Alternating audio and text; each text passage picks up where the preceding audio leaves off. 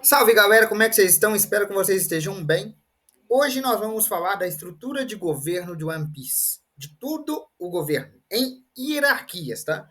A gente vai começar dos mais poderosos dentro da hierarquia até os mais frágeis e mais fracos. Lembrando que eu vou falar da estrutura de governo e de como atua o governo, tá? E eu vou falar disso de uma versão atualizada, ou seja, de todas as versões que já existiram de governo até aquelas que caíram, porque teve estruturas que foram descontinuadas, né, que foram destituídas. Os cargos que foram destituídos também serão citados, mas eu avisarei que foram destituídos. Eu vou começar do mais alto cargo até o mais baixo cargo do governo mundial. Então, assim, a gente vai falar das estruturas de governo e de cada função dentro do governo e alguns comentários. Então, esse é um vídeo que vai literalmente instruir vocês como funciona o governo de One Piece. Os membros mais poderosos do governo mundial são os dragões celestiais, também conhecidos como Tenryubitos, e a versão mais escrota possível de ser humano. Os Tenryubitos podem fazer o que quiserem e são considerados como deuses.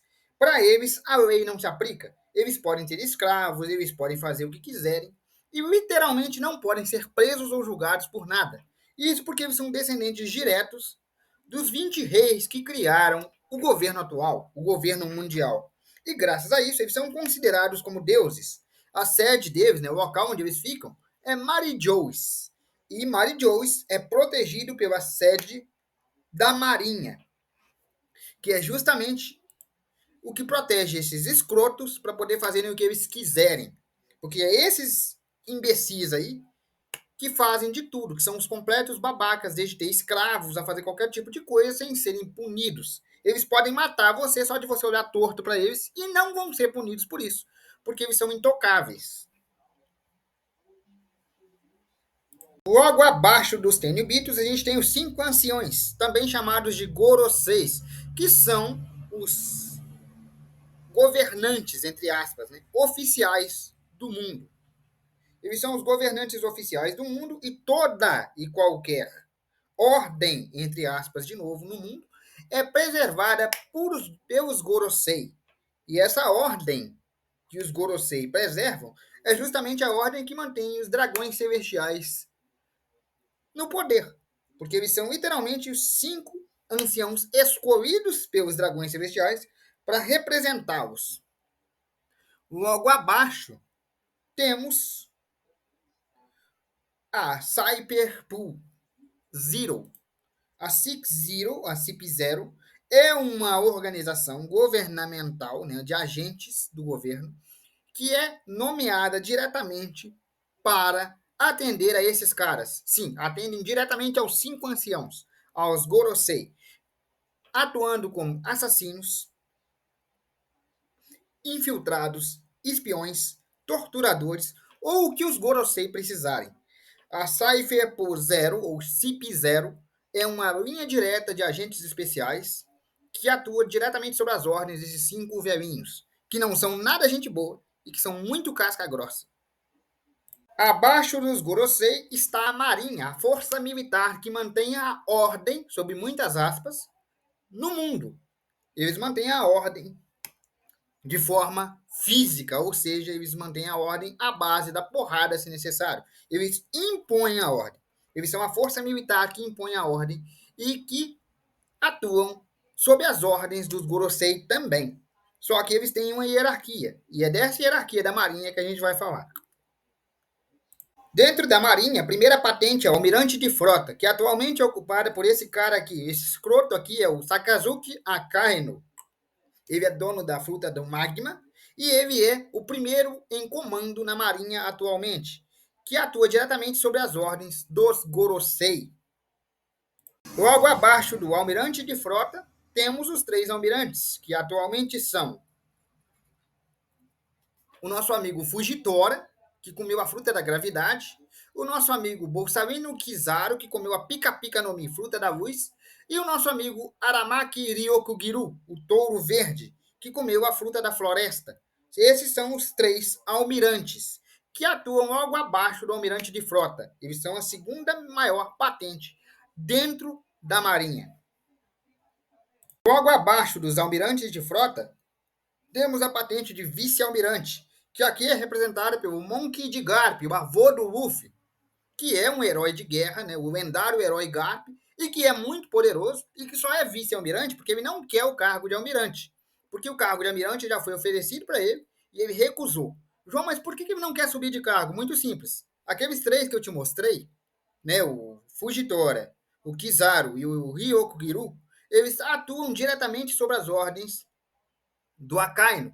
Mas quando um Tenryubito, um dragão celestial, é atacado, é um almirante, ou seja, um daqueles três, que tem que defender os Tenryubitos. Os Tenryubitos são um monte de merda. E o Garp, apesar de estar na marinha, ele entende que os Tenryubitos são um monte de merda. Ele sabe que os caras não prestam. Então ele não quer ser um almirante para não ter que defender eles diretamente. Sendo um vice-almirante, ele tem uma patente muito alta, e tem independência para comandar as tropas dele da forma que ele quiser, apesar de estar dentro da Marinha e de ser muito respeitado, ter uma patente alta e tudo mais. Ele é também muito forte, mas ele não quer ter uma patente mais alta, porque ele não quer agir diretamente sobre a influência dos Tenryubito, do Gorosei e desse pessoal todo. Ele quer ter independência. E a patente de vice-almirante é melhor para isso. Logo abaixo dos vice-almirantes temos os capitães, aqui representados pelo Capitão Kobe, que é o pupilo, né, o protegido do Garp, aquele que eu mostrei no take anterior. O Kobe é um capitão, então ele tem uma grande patente, mas ele está abaixo na linha ali de sucessão, né? E ele chegou a uma patente de capitão muito rápido. Ele é o mesmo Kobe que a gente viu no barco da Alvida lá no começo. Se quiserem, eu posso fazer um vídeo contando a história dele.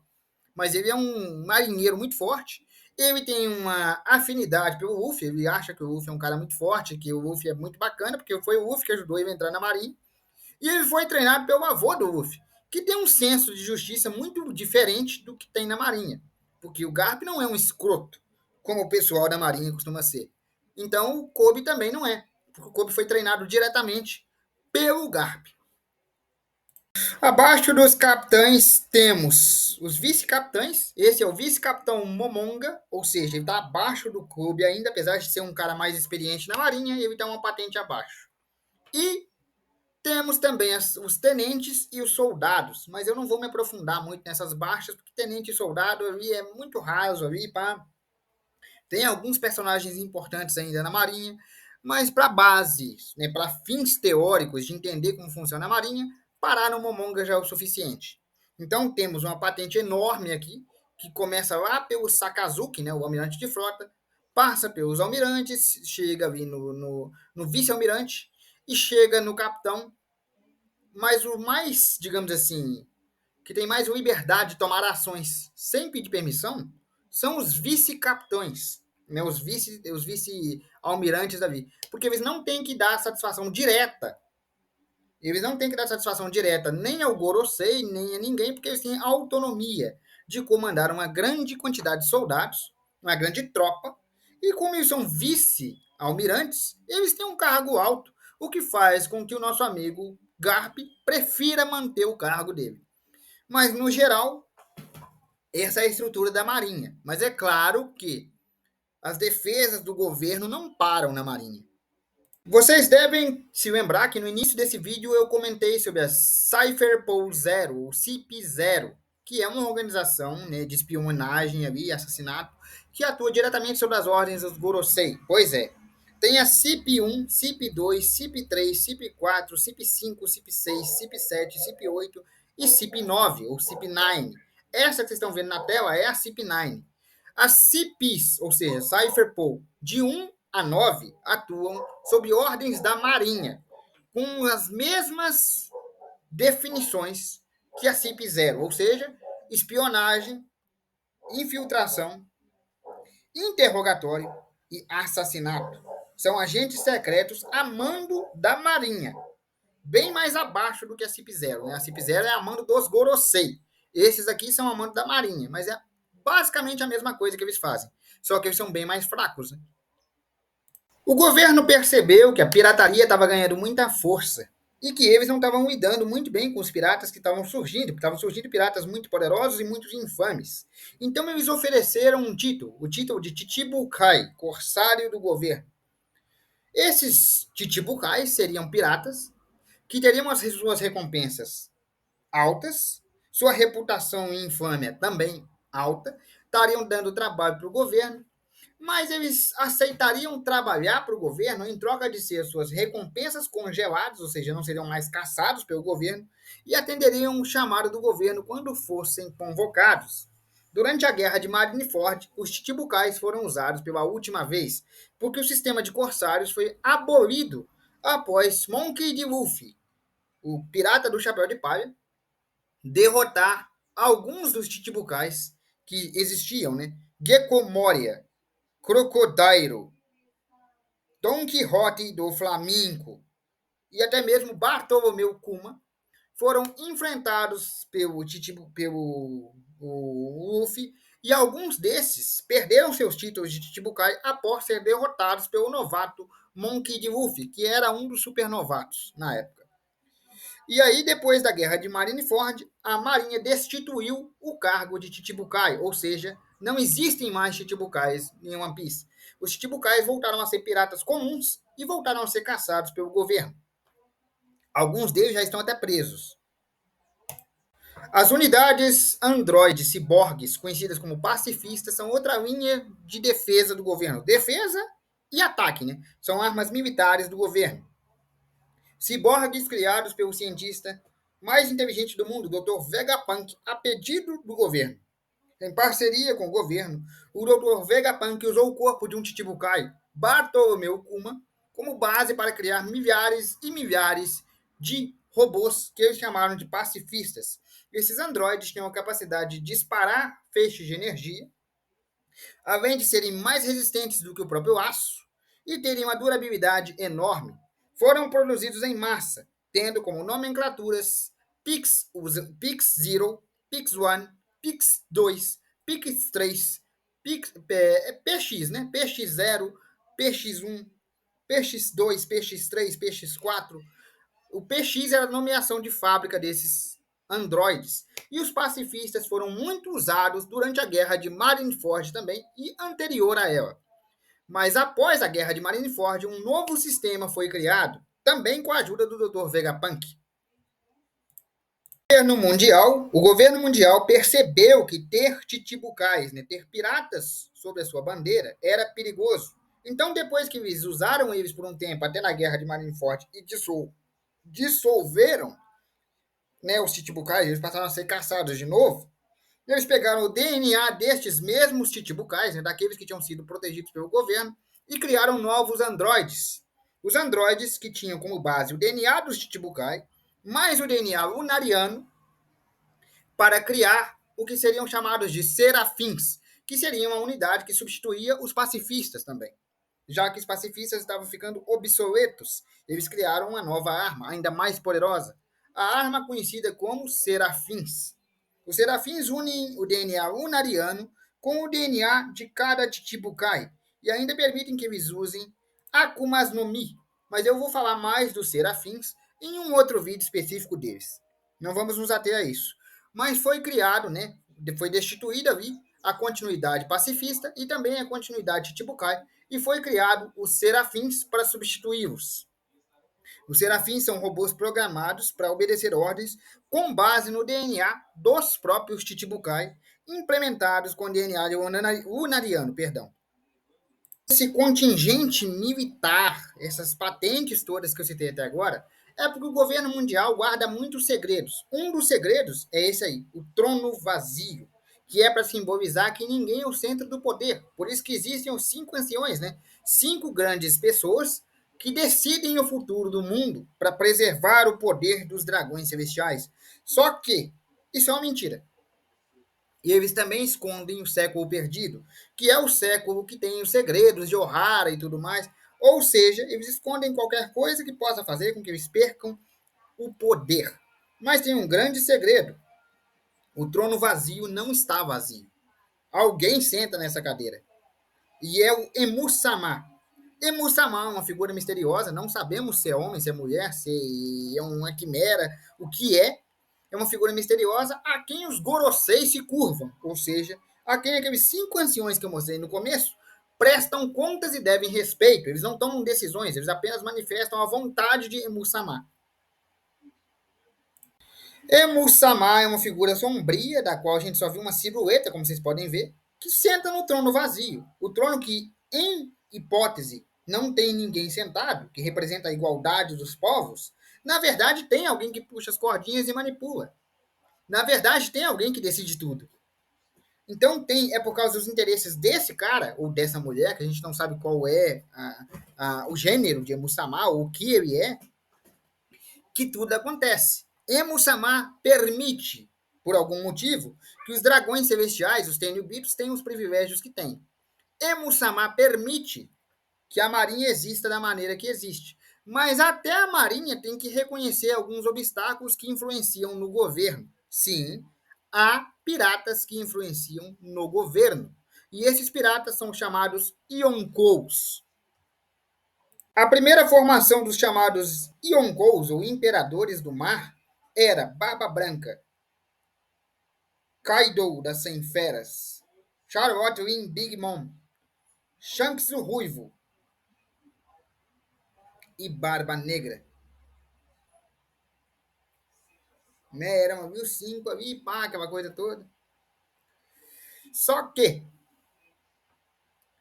o Luffy fez uma bagunça em Wano e foi nomeado um imperador. Então agora os atuais imperadores são esses 4 na tela.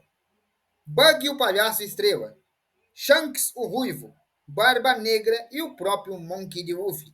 Esses aí são os 4 piratas mais respeitados e infames do mundo inteiro.